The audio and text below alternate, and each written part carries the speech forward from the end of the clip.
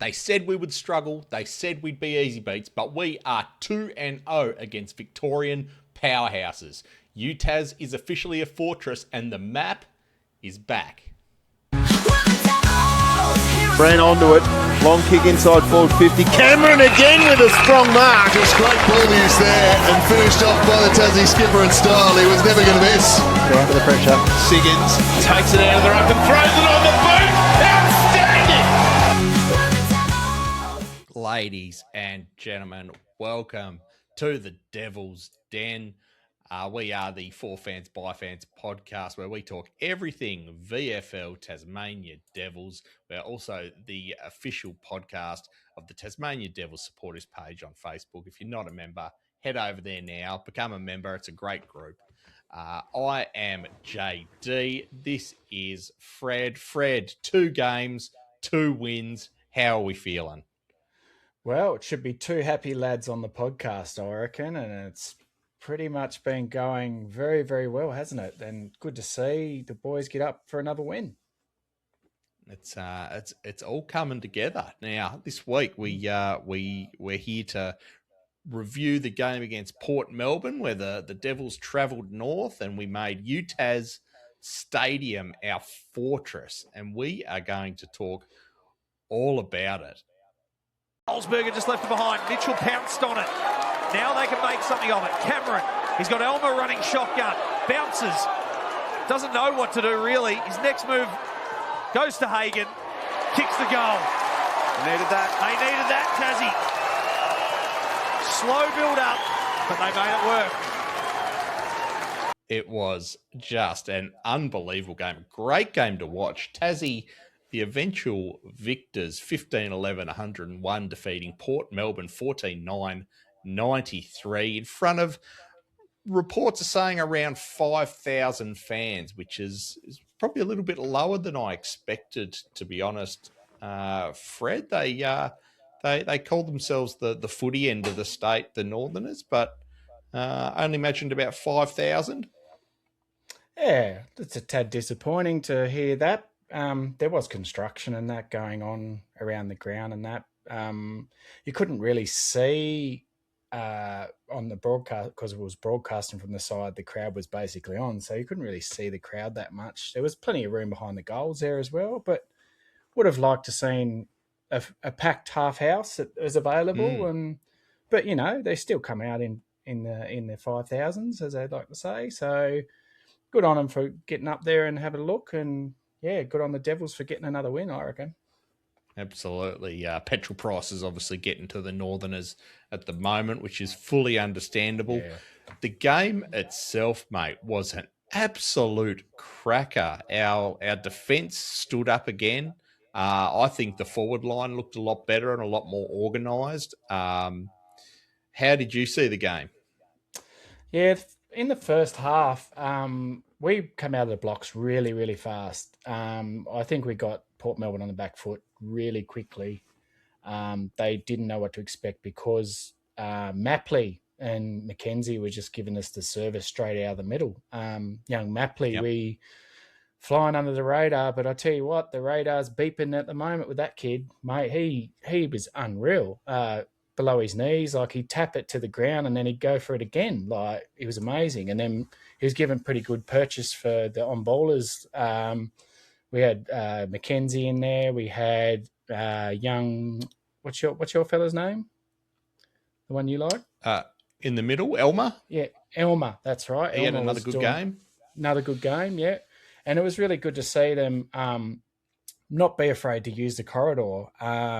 We was making a lot of mistake. Like we let them get back in the game a little bit, where Port Melbourne have got we were talking about this before we went to air. They've got a really good steady game plan where they keep possession of the ball and flick it around their half back line, and then all of a sudden, bang, you know, they look for someone in the middle and they'll break it open, and they're very well structured, a very well drilled team.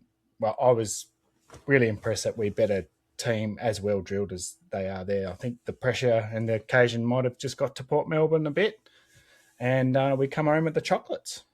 I think so. That last quarter was outstanding. Every every goal that we kicked in that last quarter, you could tell meant something because they're all pumping their chest, getting over to the crowd, pumping the air. It was so exciting to watch. I loved it. Second week in a row that we've been beaten pretty much in every stat. It was a lot closer this week. I know Jeremy Webley came out this week and said that last week we were pretty much pantsed in every stat except the scoreboard. It was the same again this week. Port Melbourne winning the disposals 353 to 318 and winning the inside 50s 49 to 45, which again just points to the fact that our defensive unit is rock solid. We've got just a brick wall down there.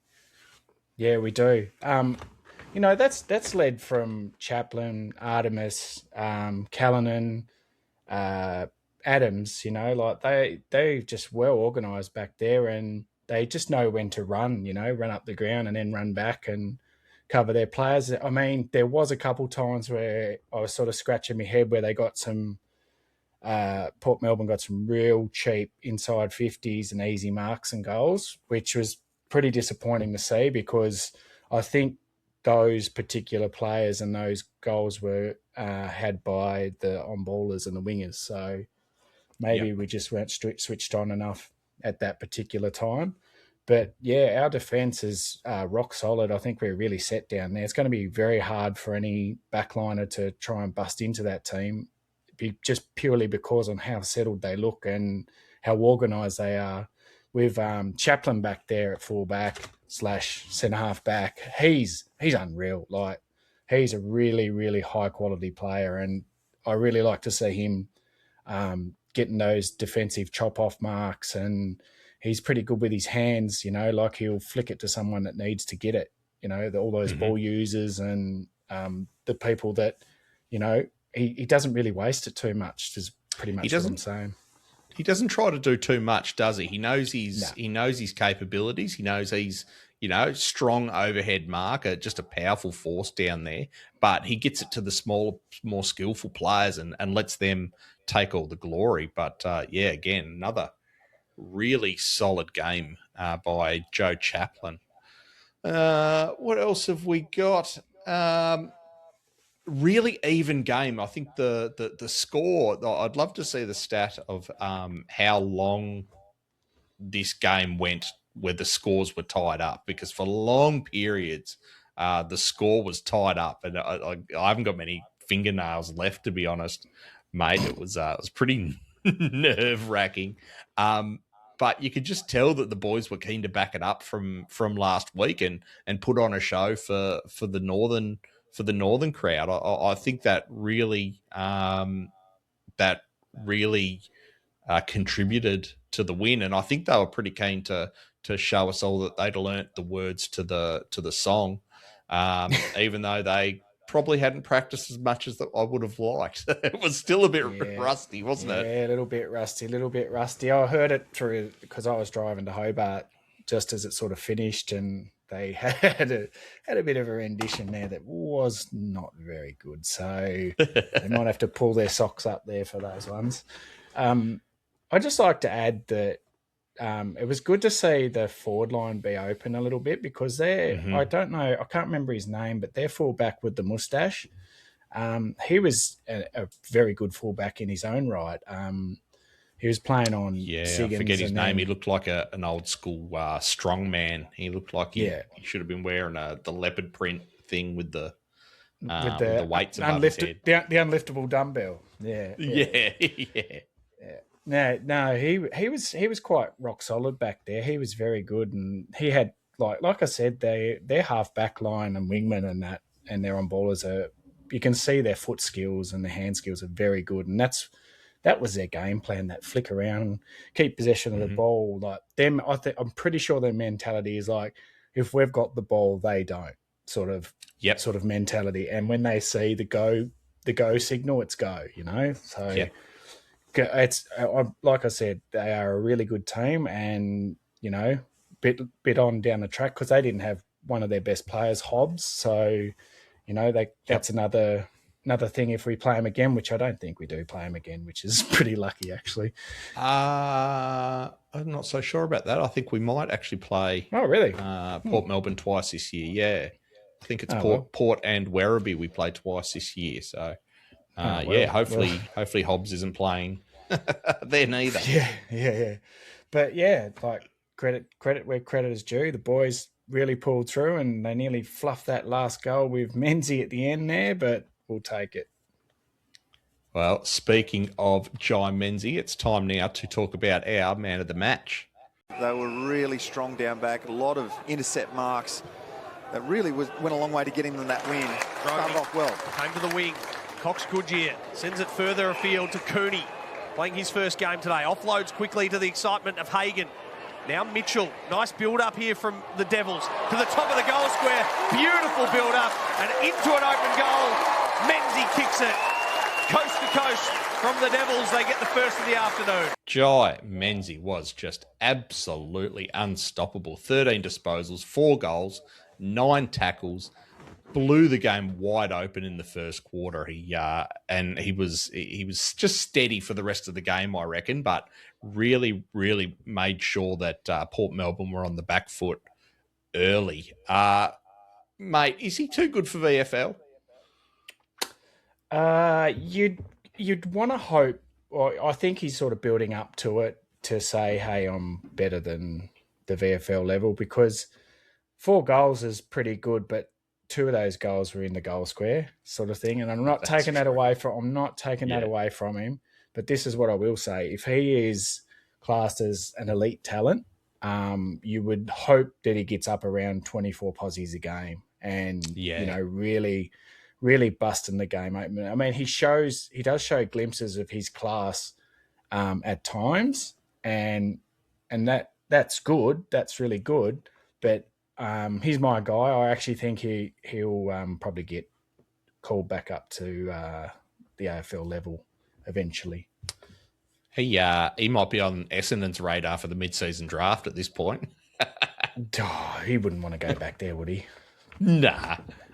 But they need someone who can actually play football because they've got 22 blokes who seemingly can't at the moment, but. Jye was just outstanding, and he got a big hit in the third quarter that it kept him down for a while. And they ended up giving him holding the ball, but I thought it was a bit of a dangerous tackle by old Rankin by that's Port right. Melbourne. Yeah. Do you remember that? Yeah. He got slammed into the ground. Yeah, and they give him holding the ball. Absolutely, it should have. That should have been a free kick. If that's a letter to the law, that is 100% a sling tackle, and that wasn't the only one actually. Like there was a couple there that was a bit questionable. Yeah, there was a couple of times during the game where I thought maybe Port Melbourne bought their own umpires for this match. I'm glad it didn't. I'm glad it didn't affect the final result, and the deserving team won. But there was some calls that I just thought, what are these blokes doing? The one minute they'd let something go that was probably meant to be let go, but then the next minute there'd be like a ticky-tack one where like someone's down low picking up the ball, or they've dropped their head, or they've dropped their knees, and they get like, and you're wondering how is that a free kick? Because the law again, if they drop their knees and sink into the tackle and lean into the tackle like some of them were, how's it a free kick? It's not his fault. I'm glad you brought that up, actually, because Port Melbourne had obviously been practicing that drop the knees, drop the shoulder. 100%. It was in their game plan. They were absolutely amazing at it, and the umpires got sucked in every single time. I just about threw my remote at the telly. Unless they're all a bunch of bloody short asses that aren't over 175 centimetres. Like, exactly. But yeah, it just seemed like they were. They've practiced it. Yeah, for sure. Supporting cast. We've talked a bit about Max Mapley, 19 disposals, 4 marks, 4 tackles, 23 hit-outs. The guy doesn't even look like a ruckman. Honestly, when you watch the game, you're challenged to point out who the ruckman is because he's so smooth and active around the ground. He's not one of these big traditional loping ruckmen that, doesn't have a clue. He actually can be a bit of a target in the centre. They trust him with the ball so much. They actually look for him. Other one worth mentioning, Max Roney had an absolute stellar game. I thought he was very close to being man of the match. 25 disposals. I think he was the best player in that defensive wall. His rebounding is unbelievable, and there's even talk about him getting picked up mid-season, which would be heartbreaking for the Devils because he was outstanding. How did you see Max's game? Yeah, which one? Max Roney, sorry. Yeah, two. I had the two Maxes. Yeah. He was full of pep, actually. I don't know if he's had extra pickle juice or a couple of Monster Energy drinks, but bloody hell, he was bouncing off the walls. He was like when you squirt a fly and there's just buzzing around on the ground. He was just doing that. Like, Jesus. No, he was excellent. Sometimes the only thing I will say is sometimes that his decision making was a little bit lower than it should have been. There's other times where he should have flicked it off by hands other than lay off the kick. But those are things. If you make those mistakes in games and get away with it, you do learn from them. I know that from experience, and you should know that as well. Or I haven't taught you very well. I never ran into open goal after that. That clip I played in the first episode, I never ran into open goal again. So I learnt my lesson, got back to the back line, and stayed there. Yeah. No, but just sometimes he just needs to tidy up his hand. I think he was just a bit excited, the young fella. To be honest, he was just a bit excited. He was playing a blinder of a game. That's right. Like, your adrenaline is pumping. You just want to do the best you can, and like if he tidies, 4 or 5, let's say five of those possessions, and gets his efficiency up, he's going to be extremely dangerous. And he gets in and under too, which is a good thing to see. He's got a bit of growing into his body a bit. I think he's very wiry, he's very lanky, and he needs a pre-season in the gym with you, Fred, to fatten him up a bit. A few parmesanas, a few bench presses, and he'll be right, I reckon. I don't know about that fattening up thing, mate. Take it easy. Bulking up, we call it. Bulking up. Yeah, we've got a bulk. I tell you who looked plenty bulked up this week, and that was the player I've picked for our under the radar. Sends Tassie inside 50. Mark taken by Dixon. He's got the goals in front of him. Chooses to chip over the top, and a nice execution. And this to extend the lead to 9 from the pocket. It's going to go the drop punt. Looks good off the boot. Splits the middle. And the Devils having a nice burst. My under the radar this week is, of course, Kai Cameron, who, to be honest, had a really, really poor first half. He actually wasn't cited much in the game at North Hobart, but something happened at half time because he came out with a B under his bonnet. Laid a massive rundown tackle. He kicked that goal there. He set up a couple more and took one of the best contested marks I've ever seen. It was about 3 deep. Wish I had the vision of it because it was outstanding. And I really hope that this game gave Kai a bit of confidence because honestly, if he can bottle that form, I reckon he becomes one of our most dangerous forwards, and probably gives fans a player to watch for next game against Frankston. How did you see Kai's game, mate? He was excellent. He didn't get many posies, but like I said before, it doesn't matter how many posies you get. It's what you do with those possessions and the quality of it. He worked his butt off by the look of it, getting up and back. He was getting up the ground, mate, presenting when Siggins and Dixon are getting smothered up, and he was trying to open himself up a bit, and that was really, really good to see. young fella like that as well is. Don't think he's that young, but He's 20. I think, He's only he's 20. Only 20. Yeah, well, he's got heaps of footy left in him. He's only still learning. He's only still developing. And hopefully he gets a big G up from Jeremy and the coaching staff, because he did play a really good game in that second half. First half, I think he was just a bit lost within the game. It was going a bit quick for him, but yeah, he done well. I actually know one of his cousins who follows him very closely. Shout out to Jeffo, and she hit me up early last week saying that he's been flagged for a new role, and I reckon it's that floating up the ground and pushing back role that we saw. High half forward role.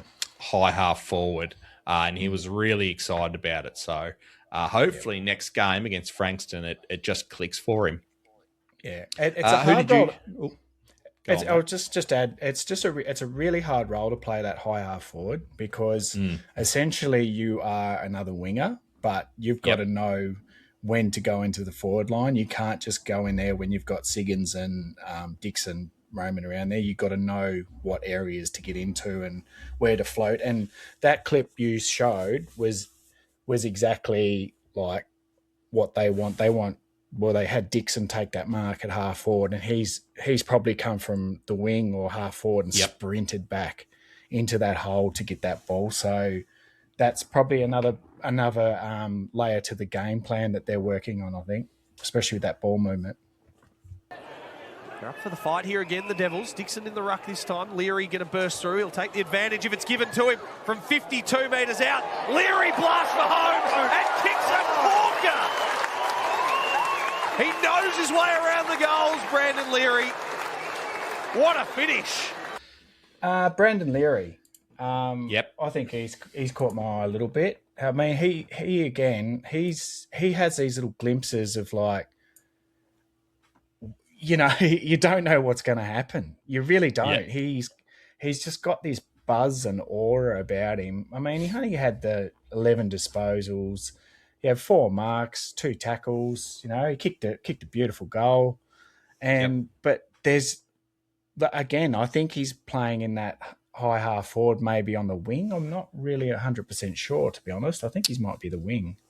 Is he the wing? Be a half forward, I would say. Yeah. So I think they're going to be doing the same sort of role, like that, running, dashing. Like, he's got plenty of dash in him. He's got him go. I think, he's got some go in him. I just think, again, he's just got to pick his spots and know when to run and to run hard, because, like I said, the high half forward's really, really hard to play, because, one, you've got to get up and you've got to get back and get into holes, like I said, but the half back line now is one of the most important roles in the AFL now. It is essentially, you're an on-baller and you have to run the kilometres that they do, and you can break the game open with a couple of good kicking half-backers. So you've got to be very wary of that as well, and that's where you might see Brandon and sorry, what was your guy? Kai Cameron. Kai Cameron, your guy Kai Cameron, like, they might have these low games where they have to shut their halfbackers down. So don't be surprised. Don't be surprised if you see the low possession games, but you might see a lot more tackles and a lot more big spoils tackles, and 1%. Yeah. So what do you think about Brandon? I think he's good. He has 2 weeks in a row. He has kicked 2 unbelievable goals from the 50-metre arc. He just seems to have this unbelievable goal sense about him, and if there's even a sniff that there's a goal, that's where Brandon Leary comes alive. I'd love it. He's a bit of an impact player at the moment. I'd love to see him get up to that 18, 19, 20 possessions a game, because he's such a good user of the ball and so exciting and so fast. I'd love to see him get a bit more of the ball, but the 2 goals that he's kicked in the last 2 weeks, that one right on quarter time last week at North Hobart was just unreal. And he has missed some sitters though as well. He has missed a couple of sitter goals as well. Right, Like ones you should be kicking, like, and then he smacks one from like 100 meters out. No, it wasn't that far. I'm exaggerating, but like 50 plus meters. I think he's quality. I love the headband. He is quality. Yeah, I like the headband too. He's like we've been talking about. He's another one. You know what? If he was getting 20 odd possessions, that's probably a bad thing. And it might sound absolutely insane, but like I said, high half forwards are not high possession. 20 possessions in the VFL is a lot. It's about like, if he can hover around that, 16, 15. Yep. But though, like I said, if he's busting games open, he's being very dangerous in front of goals. If he's dangerous in front of goals, that means their halfbacker has to keep an eye on him. So that nullifies the halfbacker's role a little bit, because they have to play a bit more tighter. Usually the halfbackers that are carving you up are the ones that just float around and they get the ball and they're good with it and they get it out of there. But if their man's not punishing them. Yeah. So I've got a theory on footy. Like if someone is playing on you or you're playing on them, make them play on you. Because if you can get the ball enough and scare them enough and stop them enough from getting the ball and you're getting it, make them play on you, then you don't have to worry about playing on them. Yeah. Like that You theory? never taught me that. You never taught me that in under 15s, mate. No, I keep that. Good advice. Kept that one to myself. All Definitely right, let's kept that have one to a myself. look at our votes now. And the thing I love about our votes this week is, mate, we've got a whole new cast. It's completely different to what we saw last week. As I bring up my vision here, talk us through your votes first, Fred. Yeah, Jye, obviously 5 votes, 4 goals, 15 posies or so. He actually had 6 clearances, I think, too, which is very good to do, and that equals a few inside 50s, which is good. My guy, I've got another guy. I've got 3 guys that I really, really like, and Max Mapley is definitely one of them. That kid, he must do yoga or something, because that you shouldn't be that tall and be able to touch the ground and get the football. So that's unreal. Max Mapley, you're no longer under the radar. You're above the radar with me, and I've got all your stocks. So, yeah, if I ever ask for an autograph, you got to give it to me. Anyway, 3 votes. Jackson Artemis, he played excellent. He was up, back, he was defending, he was getting in all the right spots as a half-backer. Probably covered the role of Zach Adams, because he got smacked into a few times and it slowed him down, but he played really well. Caleb Mitchell, a bounce back game. He was a bit quiet last week. I think he's found his feet. He's really started to use the ball well and show his class. I think you saw one where he got it over the top to Dixon, and then Dixon hand passed it off, I think. But yeah, you can see his class. He every time he got the ball, he wanted to do something really good with it. And my first vote, or one vote, is Joseph Chaplin, my guy, my other guy. I've got all my 3 guys in there at the moment, so that's really good. Joseph Chaplin. I think he took 7 marks. He only had about half a dozen possessions or so, but he did do some good intercepting, some beautiful, like he was up the ground a couple times making defensive plays. He was an absolute pest, which is what I like to see, and good on him. Absolutely. My voting is not too different to yours. 5 votes, Jye Menzie. 4 votes, Max Roney. I thought he was just outstanding with his 25 touches and his intercepting. Jackson Artemis, my boy, the Greek god. He was just everywhere. I think the dimensions of UTAS, the big wide open ground, just suited him to a T, because he loved the open space. He loved to run. It was excellent. Caleb Mitchell, I actually changed my vote. Poor old Brad Cox Goodyear was going to get my 2 votes.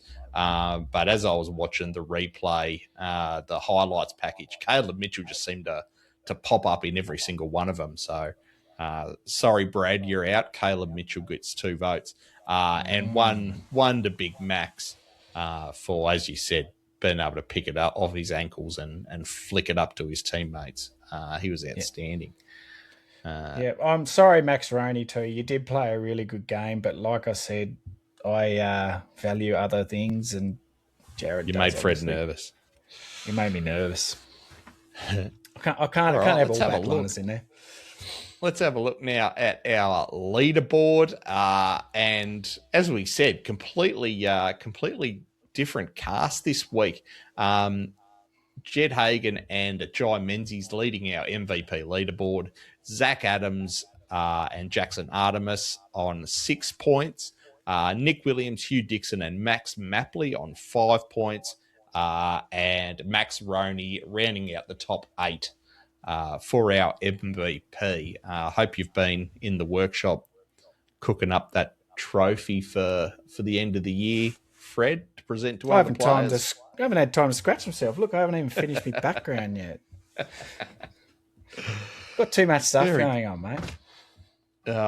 We'll have to find some time to get it all done. All right, that is just about all the time we have for today. Please, if you've made it this far, hit that subscribe button. We've got a goal to hit 150 by round 9. I actually haven't looked at it this week, but I think we're sitting at about the 115, 120 mark. So we would love for you to join us every single week. Fred, was there anything you wanted to close with? Yeah, don't forget to message us. And also you can email us at tasmaniadevilssp@gmail.com. Also, I'm going to spring this on Jared, unlucky. We are going to have a competition very soon. So stick about for that one. It's going to be a good prezi. So if you want to be in the running, keep listening. Very good. And guys, as always, remember the map is back. We're the Devils, here